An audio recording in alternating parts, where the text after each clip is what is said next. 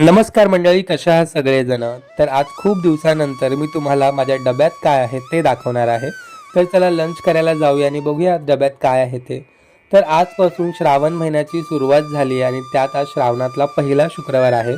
त्यामुळे आज डब्यात होती साबुदाण्याची खिचडी, कारण शुक्रवारी प्रियंकाचा आणि माझा दोघांचाही जेवतीचा उपवास असतो.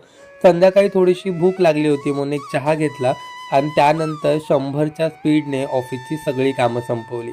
घरी जाताना आवर्जून आघाड्याची पानं घेतली होती, कारण घरी गेल्यावर शुक्रवारी जिवतीची पूजा आपल्याला करायची आहे चार्वीच्या उदंड आयुष्यासाठी.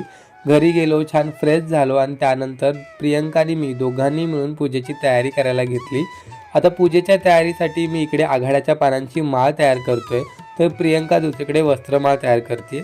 तरी पूजा अतिशय साधी असते, अगदी बेसिक साहित्य लागतं पूजेला, पण मेन म्हणजे आघाड्याची पानं आणि दुर्वा या पूजेसाठी लागतात. तर आता बऱ्याच लोकांना प्रश्न पडला असेल की दादा, हे व्रत तर जनरली बायका करतात, मग तू हे व्रत का करतोय? तर आपल्याकडे हे व्रत जे आहे ते मुलांच्या उदंड आयुष्यासाठी केलं जातं. आणि चार्वीच्या जन्मानंतर जो पहिला श्रावण आला होता ना, त्यामध्ये लगेचच डिलिव्हरीनंतर प्रियंकाला उपवास करणं जमणार नव्हतं.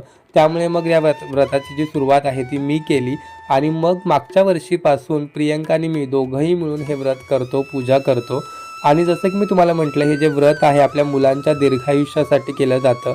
त्यामुळे मग आई आणि वडील दोघांनी मिळून जर हे व्रत केलं तर ते जास्त फलदायी होईल असं मला वाटतं. याबद्दल तुमचं काय मत आहे हे मला कमेंट करून नक्की सांगा. चार्वीचं छान औक्षण केलं, त्यानंतर चार्वीने सगळ्यात पहिले देवाचे आशीर्वाद घेतले आणि मग आमच्या दोघांचे आशीर्वाद घेतले आणि अशा रीतीने छान पूजा संपन्न झाली. आणि पूजेचा शेवट माहिती कसा झाला? तर चार्वीच्या या चिमुकल्या हाताने प्रसाद चोरून पूजेचा शेवट झाला. कशी वाटली पूजा कमेंट करून नक्की सांगा. भेटूया उद्याच्या ब्लॉगमध्ये. Bye bye.